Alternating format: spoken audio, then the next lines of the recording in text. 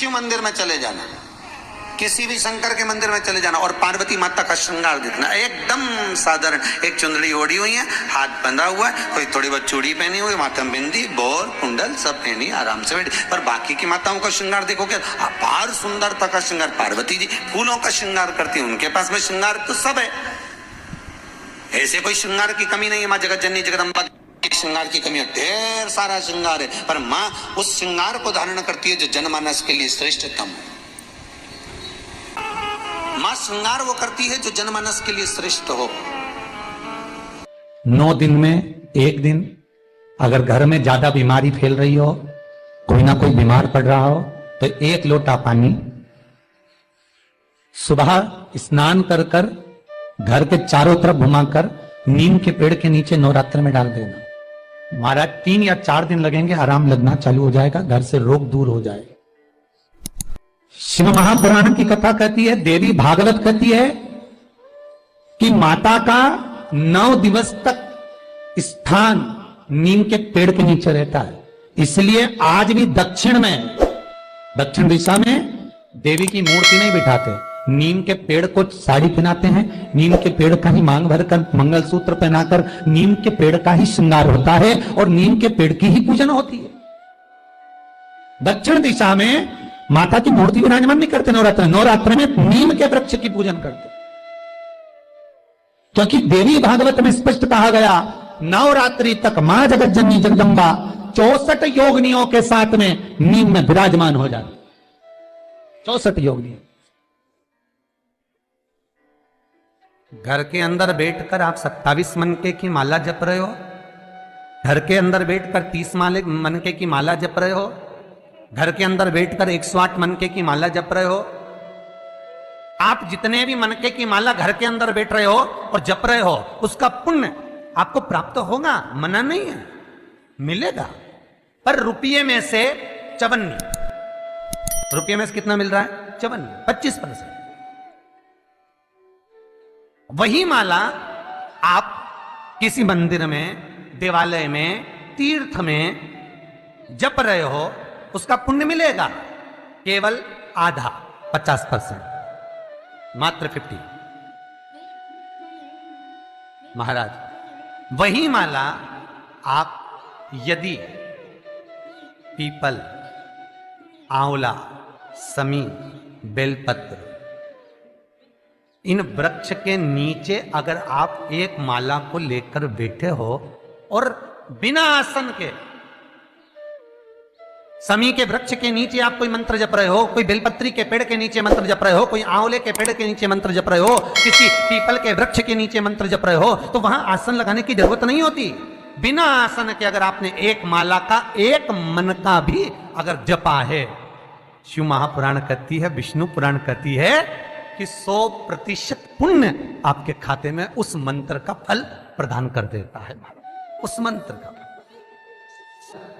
शिव महापुराण की कथा, लिंग पुराण की कथा, विष्णु पुराण की कथा, पद्म पुराण की कथा कहती है कि किसी वृक्ष के नीचे, जिन वृक्षों का गुणगान हमारे शास्त्र करते हैं, जिन वृक्षों का गुणगान हमारी पुराणे करती हैं, उन वृक्ष के नीचे अगर एक मंत्र का मन का भी फेरा जाए तो उसका पुण्य हजारों गुना प्राप्त हो जाता, आप रूप प्राप्त होता अपने आप।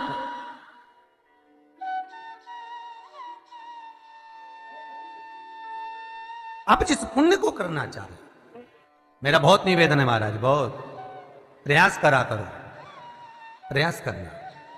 अगर हाथ के मनके की माला भी नहीं हो और किसी पीपल के पेड़ के नीचे 15 मिनट बैठने का मौका मिल गया, आंवले के वृक्ष के नीचे 5 मिनट बैठने का मौका मिल गया, किसी आंवले के वृक्ष के नीचे आप 5 मिनट बैठे हो, ओम नमो नारायण का मंत्र का स्मरण कर लो, ओम नमो भगवते वासुदेवाय का जाप कर लो, बस उसका फल 4 गुना, हजारों गुना प्राप्त हो जाता है। शमी के पेड़ के नीचे बैठे हो, श्री शिवाय नमस्तुभ्यम का जाप करिए, 4 गुना फल मिलेगा, 1000 गुना फल। बेलपत्री के पेड़ के नीचे गए हो, ओम नमः शिवाय ओम का जाप करिए, फल मिलेगा। उस फल को हमें पाना है।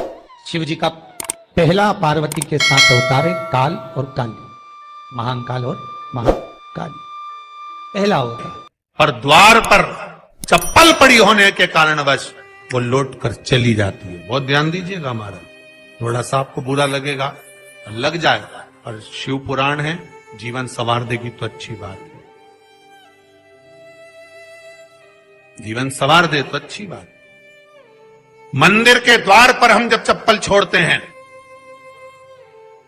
जिस मंदिर की चौखट पर चप्पल छोड़ी है, आप जितनी देर आराधना में लगे रहते हैं उतनी देर तक आपकी चप्पल पर जितने लोग लांग कर जाते हैं, जितने लोग लांग कर प्रवेश करते हैं, उसका भी दुख आपके भाग्य में आता चले जाता है। ध्यान दीजिएगा जरा, चप्पल का भविष्य पुराण में पढ़िएगा कभी कि पादुका का महत्व क्या है, पादुका किस ओर उतारना चाहिए, पादुका को कहां रखना चाहिए। स्कंद पुराण कहती है जिस व्यक्ति पर कर्जा बहुत ज्यादा मात्रा में हो जाता है और कर्जा चूकता नहीं है, आप बहुत प्रयास कर लिए, करोड़ों रुपए का कर्जा हो गया, यहां से लिया वहां दिया, वहां से उठाया वहां दिया, वहां से उठाया वहां दिया, तो निवेदन है कभी मौका लगे कर्जा मुक्ति के लिए सारे वृक्षों में अगर कोई श्रेष्ठ वृक्ष माना गया है तो वो बट का वृक्ष माना गया महाराज। इसलिए प्रशासनिक कार्य के लिए, मानसिक टेंशन में,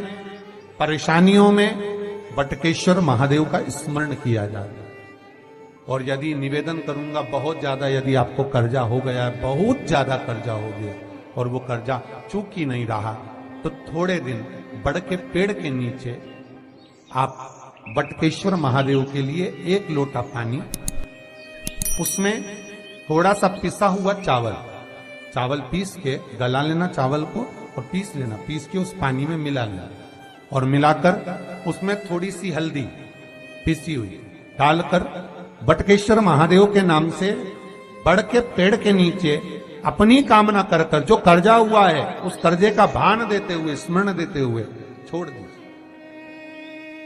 महाराज 2 या 3 सोमवार एक ही जगह पर करना, 3 सोमवार बाद वहीं से बड़ के पेड़ की थोड़ी सी जड़ उठा लाना और उस जड़ को एक कोई धागे में बांधकर या तो अपनी गले में डाल लो या अपनी जेब में पटक लो, उसको थोड़े दिन पटक कर रखना, लगभग 2 से 3 महीना पटक कर रखो। वो जड़ जैसे बड़ का पेड़ विस्तार होता है, पानी गिरे ना गिरे, जल वृष्टि हो ना हो, गर्मी पड़े ना पड़े, उसको कोई फर्क नहीं पड़ता, बड़ का वृक्ष आप रूप फैलता जाता, उसकी जड़ें अपने आप प्रबल होती है। उसी तरह ये बटकेश्वर महादेव कहीं से भी अगर जड़ आपके पास में रखी है 1 महीना, 2 महीना, 3 महीना तक, तो ये जड़ अपने आप लक्ष्मी को पकड़कर खींच कर लाती है और कर्जे से मुक्त कर देती। बटकेश्वर महादेव का स्मरण सुख का देना हो। बेलपत्री का वृक्ष किसका प्रतीक है? पार्वती का। नीम का वृक्ष किसका प्रतीक है? जगदम्बा का। जिस व्यक्ति को ब्लड प्रेशर की बीमारी रहती हो, ऊपर नीचे ब्लड प्रेशर होता रहता हो, तकलीफ भोग रहे हो, बहुत कष्ट में हो, बार बार पसीना आ जाए शरीर पर, कुछ ना करिए, 1 लोटा पानी भरो, 7 पत्ती नीम की डालना, खाई की डालना, नीम, कड़वी नीम, मीठी नीम नहीं, कड़वी नीम, और साथ उसमें बेलपत्र डालना। जिस व्यक्ति का ब्लड प्रेशर हाई हो, लो हो, उसके कमरे में उसको प्लेट से ढक कर रख दीजिए। सुबह स्नान कर वही व्यक्ति जिसका ब्लड प्रेशर ऊंचा नीचा होता है उसको शिव जी को समर्पित करना, शिव को चढ़ाकर उसी का पानी 7 बार उसी स्थान पर ग्रहण कर लेना। व्यक्ति का ब्लड प्रेशर बराबर हो जाता है। मात्र लगभग अगर सोमवार कर रहे हो तो 11 सोमवार करो, प्रतिदिन नियम से कर रहे हो तो 15 दिन कर लो, उसमें बराबर। फिर कभी जिंदगी में ब्लड प्रेशर की बीमारी चली ही जाती है। कोई बरसाती मेंढक मत बनना रे, बरसात आती है तो मेंढक बहुत सारे इकट्ठे हो जाते हैं, टर करते हैं।